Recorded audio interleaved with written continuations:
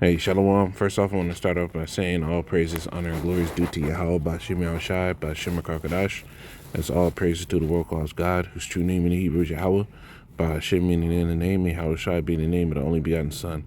I also want to say double honors to the elders and apostles of Great Millstone, and peace and mercy to the whole for like preaching this word, and truth and sincerity on the brother Tazabah in the Great Millstone, Arizona camp. Lord will with another video to edify, and I wanted to go on this topic, man, right? Because the Lord is getting ready to judge this earth. People are going too far left, right? Satanism is all at an all-time high. You know, the left hand is just working in this earth. Esau's getting ready to fulfill and then try to push forward his plans, though the monkey wrench is going to be thrown in it, right? And nobody's repenting. Nobody's repenting but the Israelites, and even among them, there's an elect number of them that are only repenting, actually changing their ways. So what? Judgment has to come. The scriptures tell you that it's a marvel if a sinner go unpunished. Well, this whole world's been able to sit here and do things that deserve punishment, right?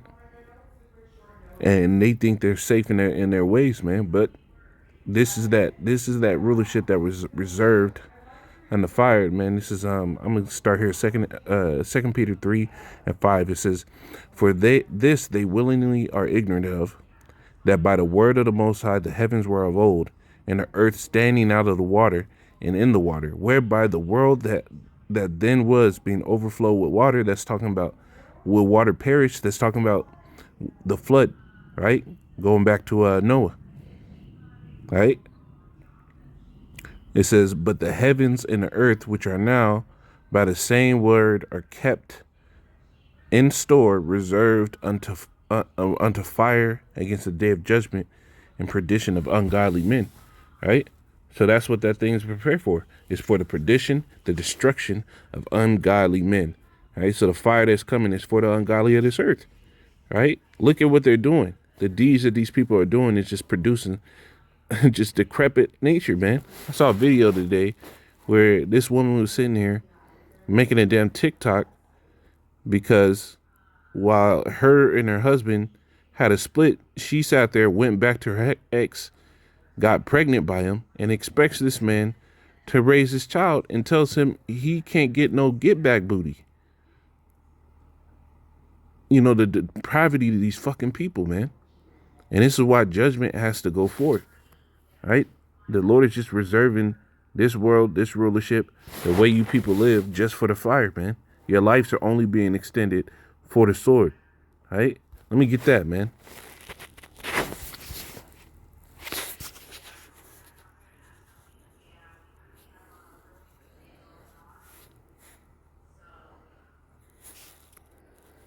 This is Job 27:14. It says, "If his children be multiplied." Now this is talking about the wicked, chiefly Esau, but there's wicked of the children of Israel. So all these people in this world, if his children be multiplied, it is for the sword, and his offspring shall not be satisfied with bread. So all type of plagues are coming for these people. All type of judgment is coming. It's about to pass. It's about to come to pass. Everything that these people, right? Let's get that in Ezekiel 12.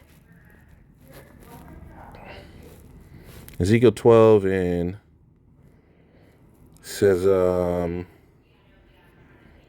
12 and 23. It says, "Tell them therefore, thus say Yahweh power, I will make this proverb to cease. They shall no more use it as a proverb in Israel, but say unto them, days are at hand, and the effect of every vision. For there shall be no more any vain vision or flattering divination within the house of Israel. For I am Yahweh. I will speak, and the word that I speak shall come to pass. It shall no more be prolonged. For in your days, O rebellious house, will I say the word, and I will perform it, say Yahweh power." Right? So in these days, the Lord is performing his word. We're seeing it. Right? All type of up people are no longer saying the Israelites are bugged out. People are no longer sitting there coming against I mean, they're really not coming against it and act like we're crazy when we talk to the mark of the beast anymore. And now they got to consider. Now they have to address it. Right? The time of Jacob trouble, now they got to consider. Now they got to address it. Well, that's the times we're fucking in, though. Right? The Lord is about to start making his word come to pass. And part of that word coming to pass is the Lord's judgment. Let me get this one, because it just popped into my head. This is 2 Peter 3 and 12. Also 11, seeing then that all these things shall be dissolved, what manner of person ought ye to be in all holy conversation and godliness? Right? Talking about what? The elements being burnt up with fervent heat. That's talking about the judgment day of the Lord.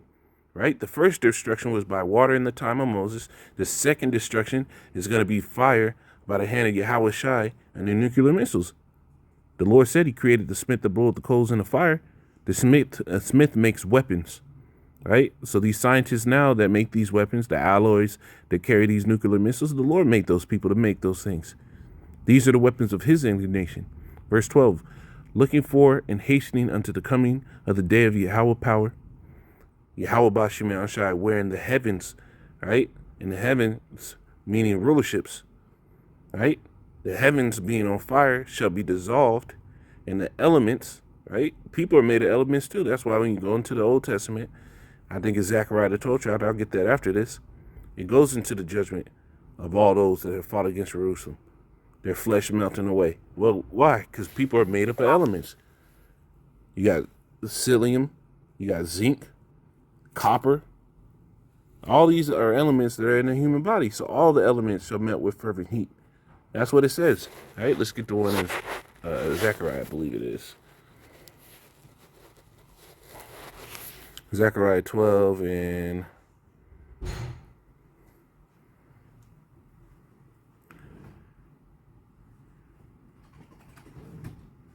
morning in Jerusalem. Where is it at?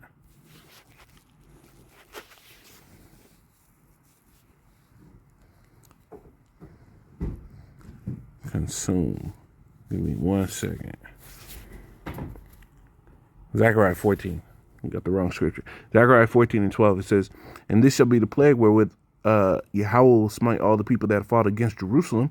Their flesh shall consume away while they stand upon their feet, and their eyes shall consume away in their holes, and their tongue shall consume away in their mouth. And what can do that? A nuclear fire, man. It's going to make these people dissolve, because what? They're made out of elements too. The Lord's about to start putting extreme judgment. Fire's coming for all the wicked. And if you want to keep going in the way you're going and still being wicked and holding on to all those things and not changing the mindsets and not repenting, well, that's all that's going to be waiting for you, right? This is 2nd Ezra 15. I got to start up on this. 2nd Ezra 15 and 20. I'm going to jump around a little bit. It says, behold, say Yahweh, I will call together all the kings of the earth to reverence me, which are from the rising of the sun, from the south, from the east, in Lebanon, to turn themselves one against another and repay the things that they have done to them. Like as they do yet this day unto my chosen, so will I do also. Right? Because all this judgment is coming about so the Lord can save his elect and set up a good rulership, man, and reward the wicked. Right? And recompense into their bosom, thus say Yahweh power, my right hand shall not spare the sinners, and my sword shall not cease over them that shed innocent blood upon the earth. And who shed the most innocent blood? Esau, Edom, man. Not only did he kill the Israelites, but he went through the heathen. He's hated above every nation in this world. Right? And you heathen has shed a lot of fucking blood too, man. It says fire is going forth from his wrath, and it says, and hath consumed the foundations of the earth, and the sinners like the straw that is kindled.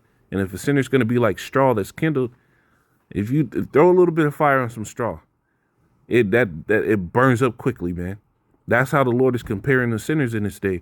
Woe to them that sin and keep not my commandments, say Yahweh. All right, I'm going to jump down. This is verse 27. It says, I'm going to go right to 27. It says, for now are the plagues come upon the whole earth. They shall remain in them, for the Most High shall not deliver you, because ye have sinned against him. So that's why a lot of people aren't going to make it out of this. Really take stock into how many people are actually repenting and actually doing what the Lord said. It's very few, right? Wide is the gate that lead to destruction, and many there be that find it. And narrow is the gate that leadeth to salvation, and few there be that find it. So obviously there's a ratio that's greater for people that are going to lead themselves to this destruction. In verse 39, It says, and strong wind shall rise from the east and shall open it. And when it says, in the cloud which he raised up in wrath, and the star stirred to cause fear towards the east and west wind shall be destroyed. The great and mighty cloud shall be puffed up full of wrath, and the star, that they might make all the earth afraid. This is talking about the missiles. And them that dwell therein, they shall pour out over every high place and an eminent place a horrible star. That's the missiles, fire and hail, and flying swords, and many waters, that all fields may be full, and all rivers with the abundance of great waters. And they shall break down the cities and walls, mountains and hills, trees of the wood, and grass of the meadows, and their corn, and they shall go steadfastly unto Babylon and make her afraid. Talking about the missiles being shot off, going over to all the face of the earth. Right? The scriptures tell you there's arrows that shall be shot from one end of heaven to the other. Right? It says verse 44, they shall come to her and besiege her. The star in all wrath shall they pour out upon her. Then shall the dust and smoke go up unto heaven, and all that be about her shall bewail her. Why? Because all these nations that made money off America is no longer going to have a place to make that money. And they that remain under her shall do service unto them that have put her in fear. Right? So this is what's going to happen. The judgment's going to come. The Lord's going to reserve these people unto judgment because nobody's repenting. Nobody's doing what the Lord said. People going about in wickedness. Women are proud. Niggas are being fucking effeminate bitches. Right? It's the course of this world is all out of control, man. It's not right how things are managed here. It's not right how people behave. The mindsets are decrepit. Right? This is Joel 2 and